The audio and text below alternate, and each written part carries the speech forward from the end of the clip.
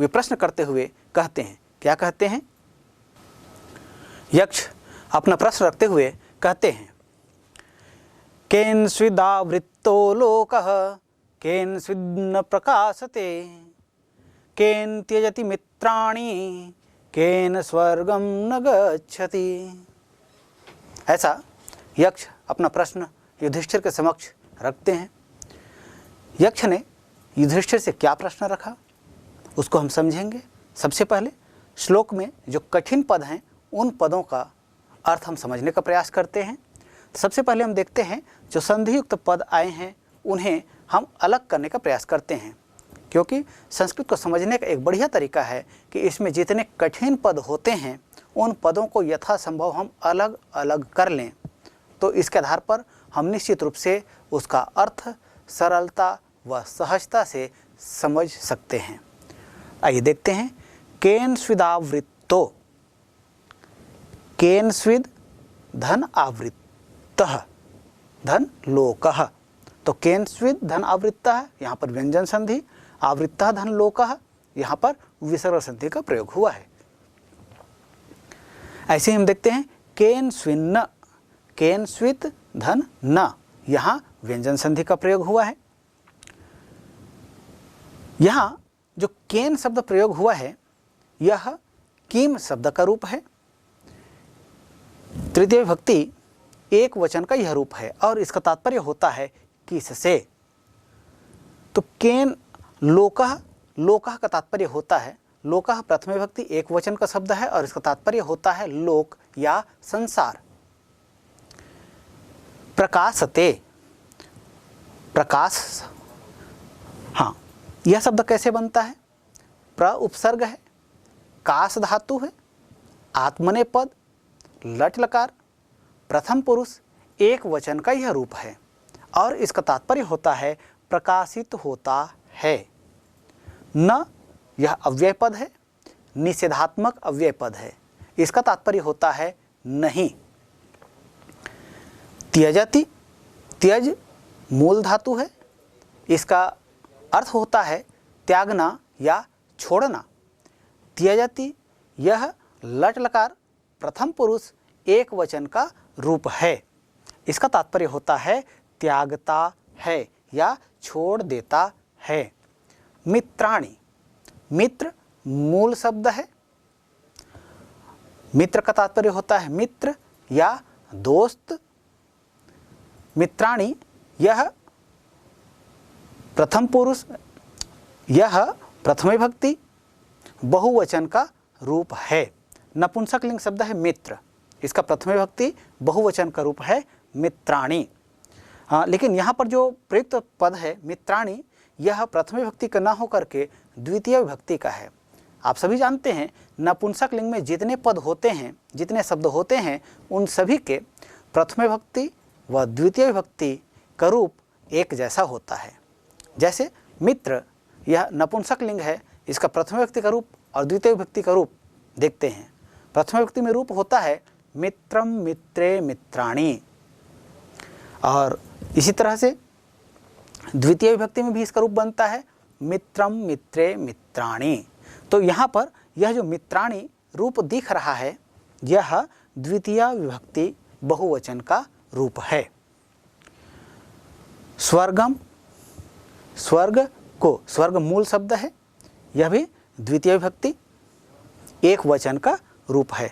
गच्छति, गच्छति का तात्पर्य होता है जाता है। गम मूल धातु है, गम धातु का रूप बनता है गच्छ। तो गच्छ का लट लकार प्रथम पुरुष एक वचन का रूप बना है गच्छति और इसका तात्पर्य होता है जाता है। प्यारे बच्चों, हम इस श्लोक के कठिन पदों को हमने देख लिया, शब्दार्थ को देख लिया और इसके आधार पर कुछ प्रश्न इससे पूछे जा सकते हैं। जैसे संसारः इति पदस्य पर्याय पदम अस्मिन् श्लोके किम पदम प्रयुक्तम, अर्थात संसार, संसारः इस पद के पर्याय के रूप में इस श्लोक में कौन सा पद प्रयुक्त हुआ है। उत्तर क्या होगा? हाँ, बिल्कुल सही कहा आपने। तो संसारः इति पदस्य पर्याय पदम अस्मिन् श्लोके प्रयुक्त पदम अस्ति लोकः। ऐसा ही प्रश्न पूछा जा सकता है, स्वीकरोति इति पदस्य विपर्यय पदम अस्मिन् श्लोके किम पदम प्रयुक्तम। एक चीज आपको ध्यान रखना होगा, जब किसी शब्द का पर्याय या विपर्यय अर्थात विलोम पूछा जाता है, तब जो शब्द है उसका अर्थ क्या है यह हमको जानना होगा।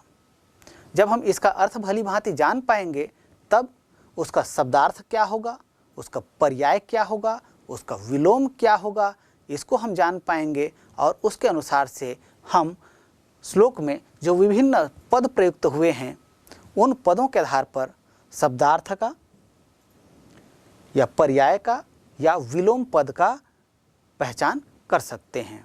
तो यहाँ पर जो शब्द अभी पूछा गया स्वीकरोति, तो स्वीकरोति का मतलब क्या होता है, स्वीकार करता है। इसका विलोम क्या होगा, स्वीकार नहीं करता है या छोड़ देता है या त्याग देता है। इस अर्थ में इस श्लोक में कोई पद प्रयुक्त हुआ है क्या, देखते हैं। तो यहाँ पर हम देखते हैं त्यजति। त्यजति इस पद का अर्थ होता है त्याग देता है। तो स्वीकरोति इति पदस्य विपर्यय पदम अस्मिन् श्लोके प्रयुक्त पदम अस्ति त्यजति। ऐसे ही जो क्रियापद हैं, ध्यान दीजिएगा, केवल शब्दों को ही नहीं, जो क्रियापद हैं उन पर भी आधारित विलोम पद या विपर्यय पद या पर्याय पद से संबंधित प्रश्न पूछे जा सकते हैं। यथा याति इति पदस्य पर्याय पदम अस्मिन् श्लोके किम पदम प्रयुक्तम। अर्थात याति इस शब्द के पर्याय के रूप में इस श्लोक में कौन सा पद प्रयुक्त हुआ है।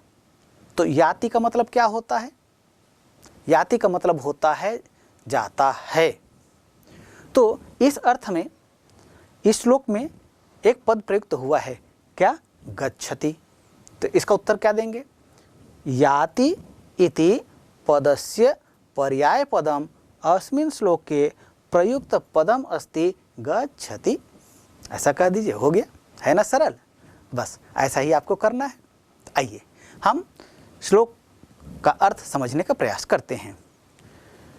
केन स्विदावृत्तो लोकः, अर्थात केन मतलब होता है, अभी आपको बताया, किम शब्द है तृतीय विभक्ति एक वचन का ही रूप है और इसका तात्पर्य होता है किससे।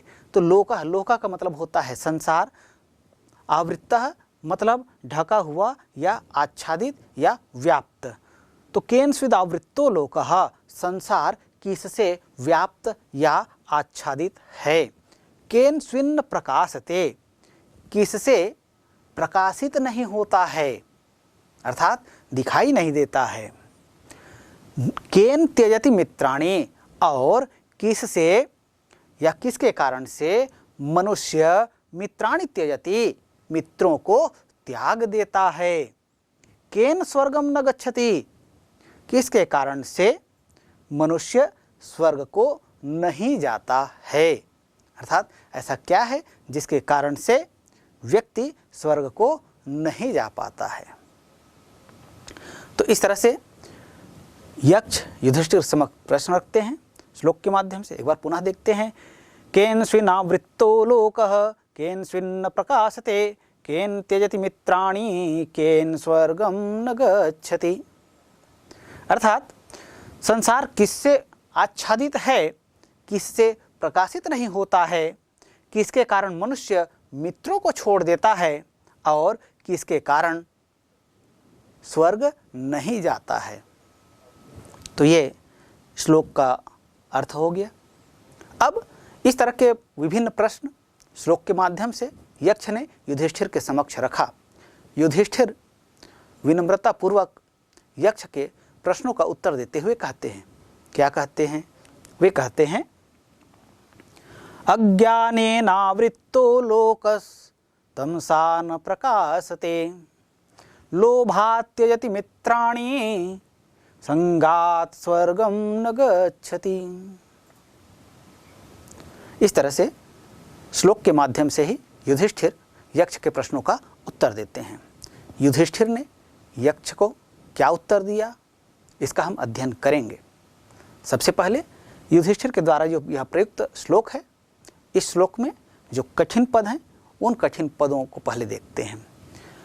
पहला ही पद है अज्ञानेन आवृत्तो, अज्ञानेन धन आवृत्तो। अज्ञानेन धन आवृत्तो लोकस्तमसा, ये इतना एक संधि पद है, इनको अलग अलग करना है। तो अज्ञानेन धन आवृत्तः धन लोकः धन तमसा, इस तरह से एक पद में एक से अधिक संधियों का प्रयोग यहाँ पर हुआ है। तो अज्ञानेन धन आवृत्तो, अज्ञानेन धन आवृत्तः, यहाँ पर दीर्घ स्वर संधि का प्रयोग हुआ है। आवृत्तः धन लोकः, यहाँ पर विसर्ग संधि का प्रयोग हुआ है।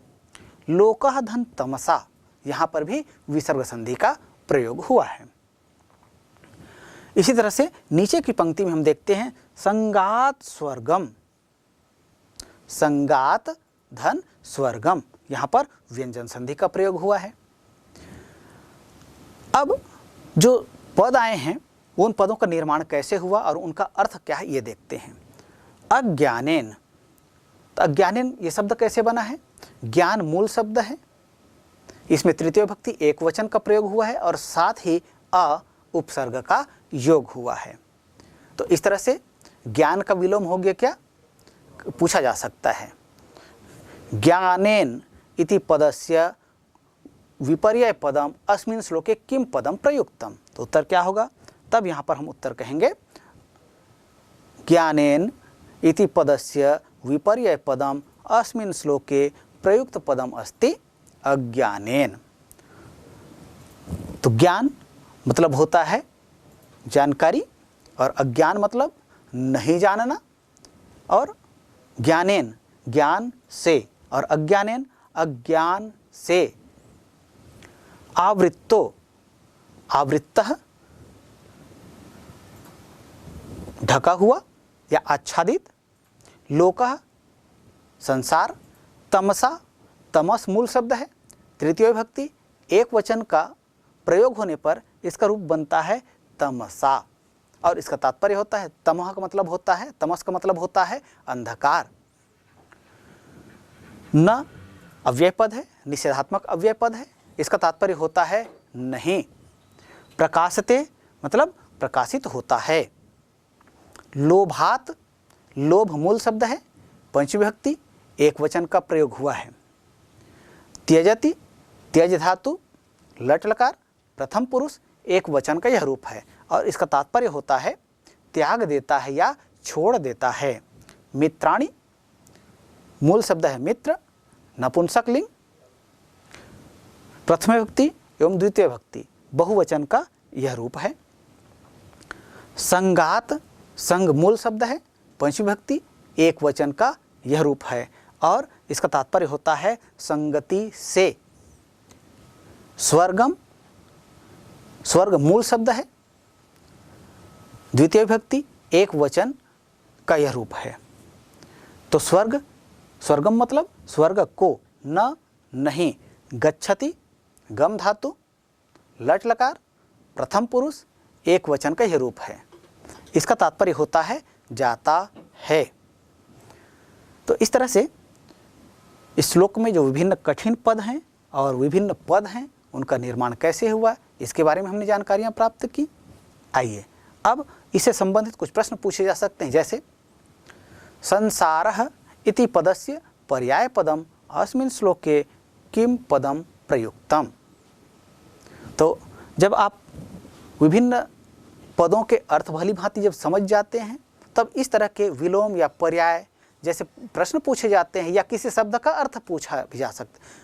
किसी परीक्षा में हो सकता है श्लोक का कोई एक शब्द लेकर उसके विभक्ति, वचन या धातु रूप या पुरुष, लकार, वचन को पूछा जा सकता है या शब्दार्थ भी पूछा जा सकता है। तो चूंकि आप भली भांति इसको जानते हैं इसलिए इसका सही उत्तर देने में आप समर्थ हो सकते हैं। तो यहाँ पर प्रश्न किया गया संसारः इति पदस्य पर्याय पदम अस्मिन् श्लोके किम पदम प्रयुक्तम। तो संसारः के अर्थ में कौन सा पद प्रयुक्त हुआ है? लोकः, बिल्कुल सही। तो उत्तर देंगे तो संसारः इति पदस्य पर्याय पदम अस्मिन् श्लोके प्रयुक्त पदम अस्ति लोकः, ऐसा कह दीजिए, हो गया। ऐसे ही प्रश्न किया जा सकता है अंधकारेण इति पदस्य पर्याय पदम अस्मिन् श्लोके किम पदम प्रयुक्तम, तो क्या होगा उत्तर? हाँ बिल्कुल सही, तमसा। क्यों? क्योंकि तमस का मतलब होता है अंधकार, अंधकार में तृतीय विभक्ति लगा है और तमस में भी हम देखते हैं यहाँ तृतीय विभक्ति का प्रयोग हुआ है। तो इस तरह से अंधकारेण इति पदस्य पर्याय पदम अस्मिन् श्लोके प्रयुक्त पदम अस्ति तमसा। पूछा जा सकता है आगच्छति इति पदस्य विलोम पदम या विपर्यय पदम अस्मिन् श्लोके किम पदम प्रयुक्तम, अर्थात आगच्छति का मतलब क्या होता है? आता है। तो आता है कि विलोम के अर्थ में कोई पद इस श्लोक में प्रयुक्त हुआ है क्या? हाँ हुआ है। कौन सा है? बिल्कुल सही, गच्छति। तो आगच्छति इसका तात्पर्य होता है आता है, इति पदस्य विपर्यय पदम अस्मिन् श्लोके प्रयुक्त पदम अस्ति गच्छति। तो आगच्छति इसका विलोम पद क्या है? गच्छति। तो इस तरह से आप श्लोक से संबंधित किसी पद के रूप को पहचानने के लिए कहा जा सकता है, उसका उत्तर दे सकते हैं। पद के अर्थ को पूछा जाए, उसका उत्तर दे सकते हैं। संधि समास से संबंधित प्रश्न पूछा जाए, उसका रूप दे सकते हैं। क्रिया रूपों से संबंधित जो प्रश्न पूछा जाए, उसका उत्तर दे सकते हैं। तो इस तरह से आप इस श्लोक के विभिन्न पदों को चूँकि भली भांति समझ गए हैं, इस आधार पर आप इसका सहज रूप में भावार्थ भी बता सकते हैं, अर्थ भी बता सकते हैं। आइए हम भावार्थ देखते हैं। अज्ञानेनावृत्तो लोकः, अर्थात अज्ञान से यह संसार व्याप्त है। इस संसार में जितने लोग हैं वे सभी अपने आप को श्रेष्ठ समझते हैं। क्या वास्तव में ऐसा है? क्या जो हैं वे सब कुछ जानते हैं, या उन्हें केवल अहंकार हो गया है, या वे जो जितना जानते हैं उसके आधार पर उन्हें लगता है कि वे सब कुछ जानते हैं? यह क्या है? यह अज्ञान है। तो अज्ञानेनावृत्तो लोकः, यह संसार जो है अज्ञान से, इसी प्रकार अज्ञान से आच्छादित है या व्याप्त है। तमसा न प्रकाशते, और चूंकि आप विज्ञान भी पढ़ते हैं, विज्ञान में आप जानते हैं यदि हम किसी वस्तु को देखते हैं या कोई वस्तु हमें दिखाई देती है तो क्यों दिखाई देती है? क्योंकि वहाँ प्रकाश की उपस्थिति है, इसलिए हम किसी वस्तु को देखने में समर्थ हो पाते हैं। यदि प्रकाश न हो तब की स्थिति में क्या हम देख पाते हैं, देखने में समर्थ हो सकते हैं? नहीं ना। तो वैसे ही यहाँ जो प्रश्न किया गया था, तमसा न प्रकाशते, युधिष्ठिर ने उत्तर दिया कि अंधकार से, अर्थात अंधकार होने पर प्रकाशित नहीं होता है, अर्थात कोई दिखाई नहीं देता है। आप देख लीजिएगा कभी, जब आप आंखें बंद कर लीजिए या प्रकाश की उपस्थिति ना हो या रात्रि का समय हो और उस समय आप अपने चारों तरफ अंधेला हो, उस समय आप किसी भी वस्तु को देख लें, अपना हाथ ही आगे करके देख लें, ये दिखाई देता है क्या? नहीं ना। तो इसलिए अंधकार के कारण से कोई वस्तु प्रकाशित नहीं होता है, अर्थात दिखाई नहीं देता है। लोभात् त्यजति मित्राणि, लोभात् त्यजति मित्राणि, लोभ से मनुष्य अपने मित्रों को त्याग देता है। जब हम मित्रता की बात करते हैं तो यहाँ विश्वास की बात होती है।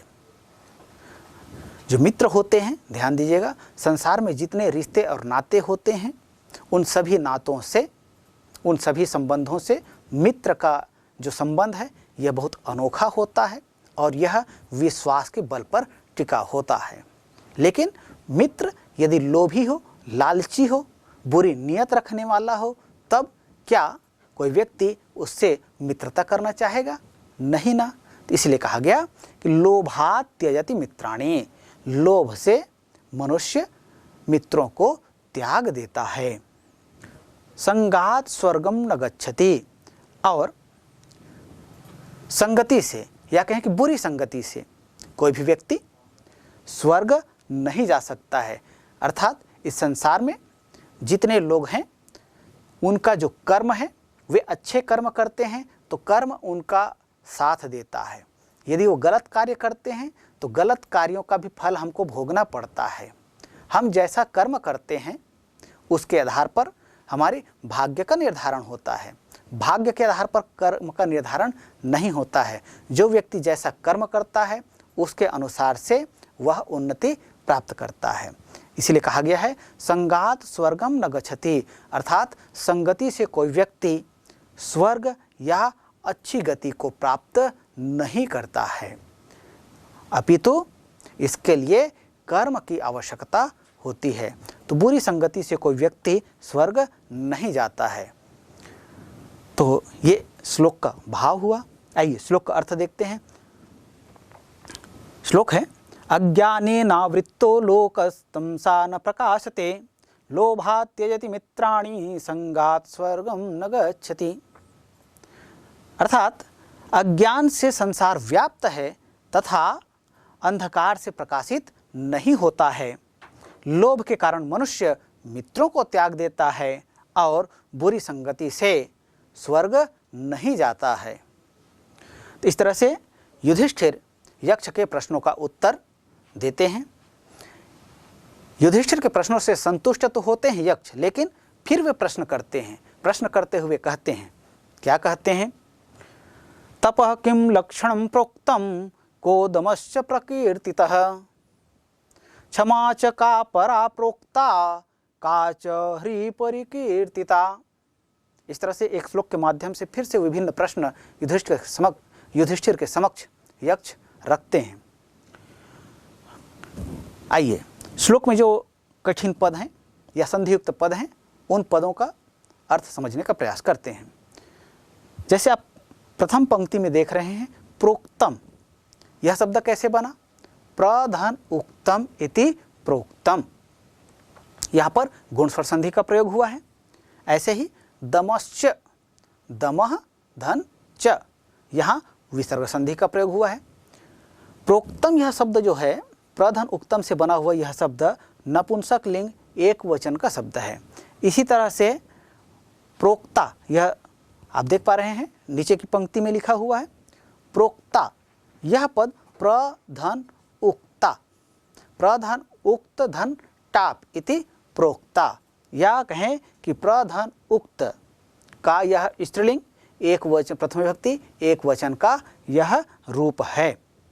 तो इस तरह से बना है प्रोक्ता, प्रधन उक्ता, यहाँ भी गुण स्वर संधि का प्रयोग हुआ है। आइए विभिन्न शब्दों के अर्थों को पहचानते हैं या शब्दों के रूप को पहचानने का प्रयास करते हैं।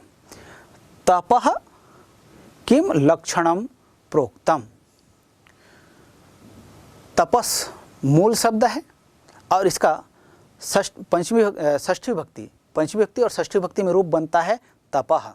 तपः किम लक्षणम प्रोक्तम।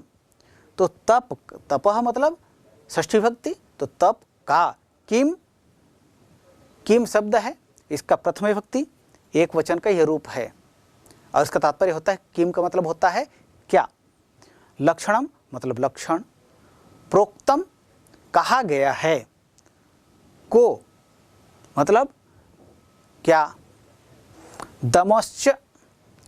देखिए किम जो कहा गया है यह नपुंसक लिंग प्रथम व्यक्ति एक वचन का रूप है और कह जो कहा जा रहा है यह भी किम का रूप है, लेकिन पुल्लिंग प्रथम विभक्ति एक वचन का रूप है। तो को दमश्च प्रकीर्तितः, तो दमः यह भी षष्ठी विभक्ति का रूप है और इसका तात्पर्य होता है दमन का। को मतलब क्या, प्रकीर्तितः प्रधन कीर्ति, अर्थात यह जो शब्द बना है प्रकीर्तितः, इसका तात्पर्य होता है प्रसिद्धि। को दमश्च प्रकीर्तितः अर्थात दमन की प्रसिद्धि क्या है। क्षमा च का परा प्रोक्ता,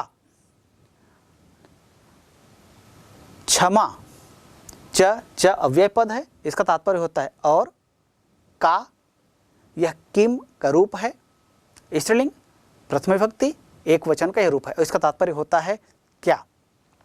परा मतलब होता है अन्य, प्रोक्ता मतलब कहा गया है। क्षमा च का परा प्रोक्ता अर्थात अन्य क्षमा या श्रेष्ठ क्षमा किसे कहा गया है। का च ह्री परिकीर्तिता, ह्री का मतलब होता है लज्जा, प्रकीर्तिता का मतलब होता है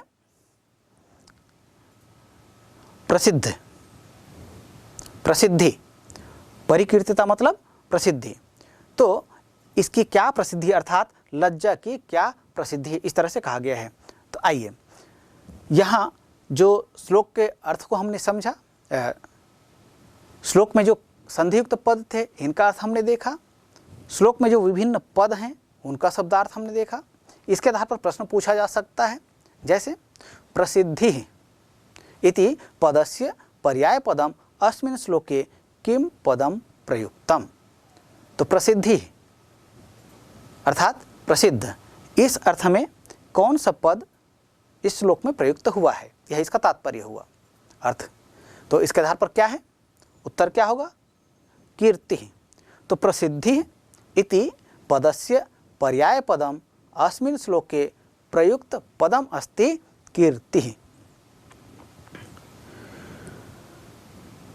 आइए हम श्लोक का भावार्थ समझने का प्रयास करते हैं। तपः किम लक्षणम प्रोक्तम, तप का क्या लक्षण कहा गया है। को दमश्च प्रकीर्तितः, और दमन की क्या प्रसिद्धि है, अर्थात दमन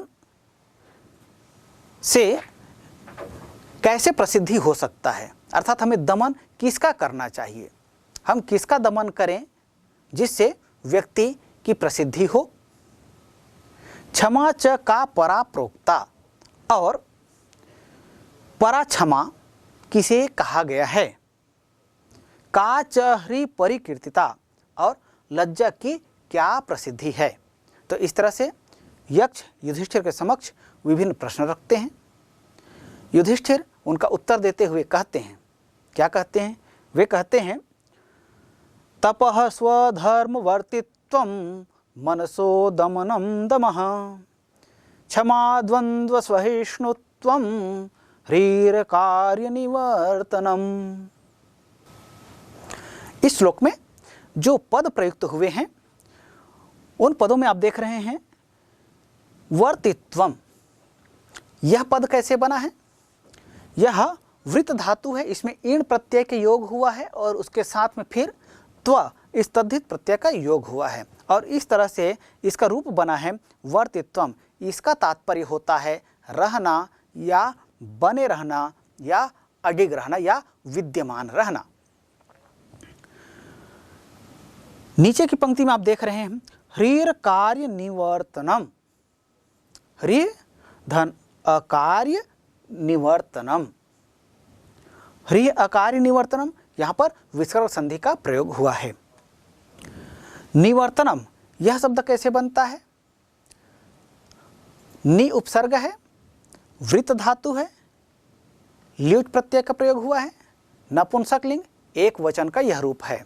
तो इस तरह से वृत्त धातु में जब ल्युट प्रत्यय, देखिए ध्यान दीजिएगा, विभिन्न प्रत्ययों में ल्युट प्रत्यय ऐसा प्रत्यय है जिसका प्रयोग जब किसी धातु के साथ होता है तब उसके साथ उपसर्ग का भी आगम होता है।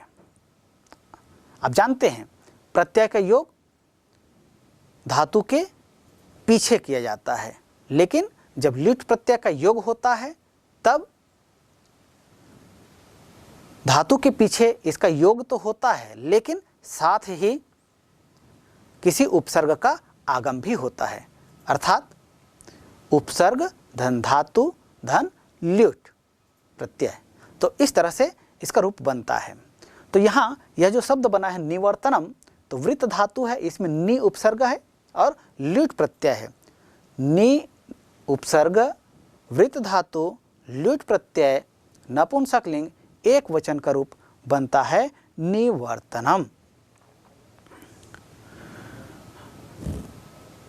तपः, तपस मूल शब्द है, षष्ठी विभक्ति एक वचन का यह रूप है। आइए मनसो यह शब्द आया है, मनसो दमनम, यहाँ पर संधि है, शब्द अलग अलग जरूर दिख रहा है, लेकिन यहाँ संधि है, संधि पदों को अलग करें तो रूप बनेगा मनसः धन दमनम। यहाँ विसर्ग संधि का प्रयोग हुआ। मनसः यह शब्द कैसे बनता है? मनस मूल शब्द है, षष्ठी विभक्ति, एक वचन का यह रूप है और इसका तात्पर्य होता है मन का। तपः स्वधर्मवर्तित्वम शब्द के यह जो श्लोक है, इस श्लोक का हम भावार्थ समझने का प्रयास करते हैं। तपः स्वधर्मवर्तित्वम अर्थात स्वधर्म, स्व मतलब होता है अपना, धर्म अपने धर्म, वर्तित्वम मतलब रहना या बने रहना या अडिग रहना या विद्यमान रहना। स्वधर्म वर्तित्वम अपने धर्म पर अडिग रहना या विद्यमान रहना, बने रहना। तपः तप है अर्थात अपने धर्म का पालन करना ही तप है। हम जिस जाति एवं धर्म में हैं, जिस जाति एवं धर्म में हमारा जन्म हुआ है, उस जाति एवं धर्म का पालन करना, ये क्या है? यही तपस्या है। यहाँ पर धर्म से तात्पर्य है कर्म से। तो हमें अपना जो कर्म है, अपना जो नेक कार्य है, अपने जो अच्छे कार्य हैं, उन कार्यों पर डटे रहना, या कहें कि हमें हमारा जो नियत कर्म है, उन कर्मों को ईमानदारी से कर्तव्य निष्ठापूर्वक करना, यही तप है। तो तपः स्वधर्मवर्तित्वम अपने धर्म पर डटे रहना, यही क्या है? यही तप है। मनसो दमनम दमः और मन को दमन करना या नियंत्रण में रखना, यही क्या है? दमन है। अर्थात मनसो दमनम दमः अर्थात मन को नियंत्रण में, देखिए मन बहुत चलायमान होता है, मन की गति वायु से भी तेज बताई गई है, तो इसलिए मन पर नियंत्रण यदि हम रखें तो हम अपना कर्म भी अच्छा कर सकते हैं। तो तन, मन और धन जो कहा जाता है, इन तीनों में से मन प्रमुख है, और मन को यदि हम नियंत्रण में रखें तो निश्चित ही जीवन में हम सफलता या उन्नति प्राप्त कर सकते हैं। इसलिए कहा गया मनसो दमनम दमः।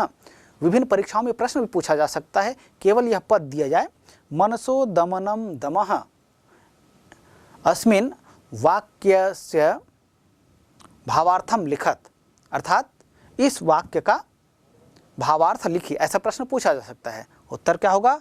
मन को वश में या नियंत्रण में रखना ही दमन है या दमन की विशेषता है। क्षमा द्वंद्व सहिष्णुत्वम, क्षमा द्वंद्व सहिष्णुत्वम द्वंद्व कहा जाता है। द्वंद्व किसको कहते हैं? जब दो भाव एक साथ आए या विपरीत भाव जब एक साथ आते हैं और उनमें सहिष्णुत्वम अर्थात उनमें सामंजस्य स्थापित करना, या कहें कि उनमें समभाव की स्थिति में रहना, जैसे सुख दुख, लाभ हानि, अच्छा बुरा, ये जो भाव हैं या सही गलत, ये जो विपरीत भाव वाले जो द्वंद्व हैं, इन भावों में समान भाव रखना, यही पराक्षमा है। अर्थात इसमें जो व्यक्ति समभाव रखता है, चाहे अच्छा हो या बुरा हो, सुख हो या दुख हो, हर्ष हो विषाद हो, यही क्या कहलाता है? यही पराक्षमा कहलाता है। ये सात्विक व्यक्तियों की पहचान है। ह्रीर कार्य निवर्तनम और न करने योग्य कार्य को त्याग देना ही लज्जा है। ह्री कहा जाता है लज्जा को। तो इस तरह से यक्ष के द्वारा जितने प्रश्न पूछे गए युधिष्ठिर से, उन सभी प्रश्नों का उत्तर उन्होंने विनम्रता पूर्वक दिया और उन प्रश्नों के उत्तर से यक्ष संतुष्ट हुए। और इस तरह से यक्ष युधिष्ठिर संवाद से पहले जो पांडवों के भाई अर्थात युधिष्ठिर के जो भाई वहाँ मूर्छित अवस्था में थे, अचेता अवस्था में थे, वे पुनः जीवित हुए, चेतन अवस्था में आए। क्यों? क्योंकि यक्ष के सभी प्रश्नों का उत्तर युधिष्ठिर ने दिया और उन प्रश्नों से यक्ष संतुष्ट हुए। तो इस प्रकार से फिर पूरे पांचों भाई वहाँ चेतन अवस्था में आए और उस सरोवर का जलपान किए और वहाँ से फिर अपने गंतव्य की ओर आगे बढ़े। तो प्यारे बच्चों, ये हमारा पाठ था यक्ष युधिष्ठिर संवाद।